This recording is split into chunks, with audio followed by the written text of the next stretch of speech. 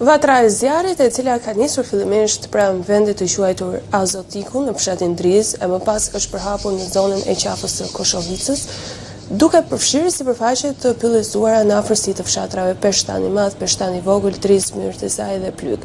Për shkak të përmasave të zjarrit dhe erës së fortë që favorizon përhapjen e flakëve, shërbimet e policisë kanë evakuuar 11 familje nga banesat e tyre, si dhe vijojnë të monitorojnë banesa dhe subjekte të tjera në zonë që mund të rrezikohen nga përhapja e flakëve. Gjithashtu, shërbimet e policisë rrugore kanë bllokuar qarkullimin e mjeteve në të dy krahat e rrugës, në segmentin qafa e Koshovicës Cakran dhe Ana Sjellta, si dhe po asistojnë shërbimet zjarr fikse në terren, duke mundësuar transportin e pajisjeve dhe mjeteve zjarr fikse në zonat me terren të vështirë.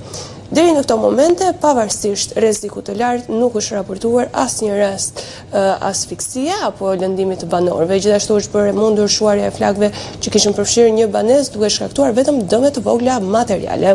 Në vendngjarje janë angazhuar forcat e posaçme shqiponja, patrullat përgjithshme, policia rrugore, grupet forcës kombëtare të sigurisë, njësia Fier, si dhe drejtuesit e shërbimeve të drejtorisë vendore të policisë Fier, të cilët po koordinojnë dhe menaxhojnë situatën në terren.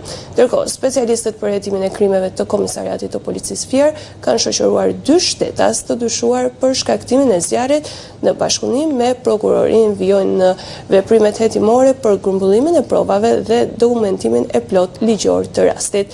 Forcat zjarr fikse dhe shërbimet e policisë në Fier, me mbështetjen nga ajri të helikopterëve të forcave të armatosura, po punojnë për shuarjen e plot të zjarrit. Janë materiale të shumta, gjithë baza materiale në linjat e furnizimit me ujë dhe mjete motorike, transformatore të tjerë, cilat aktualisht janë djegur, janë jashtë funksionit, siç i shihni dhe vetë.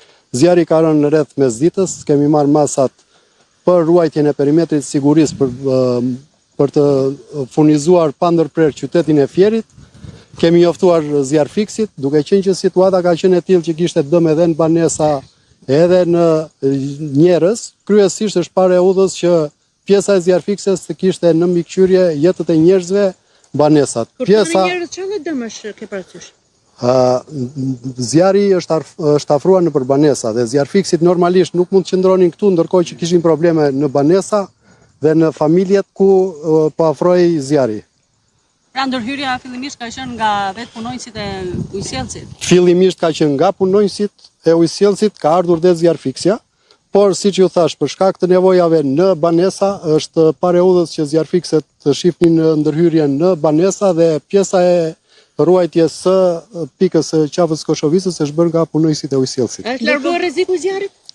Shpresojmë që po. Aktualisht nuk kemi më problem. Zjarri pothuajse është fikur, përveç se dëmeve të cilat janë evidente nga ana juaj, pjesa tjetër është në rregull. Ndërkohë ka dhe disa automjete të djegur.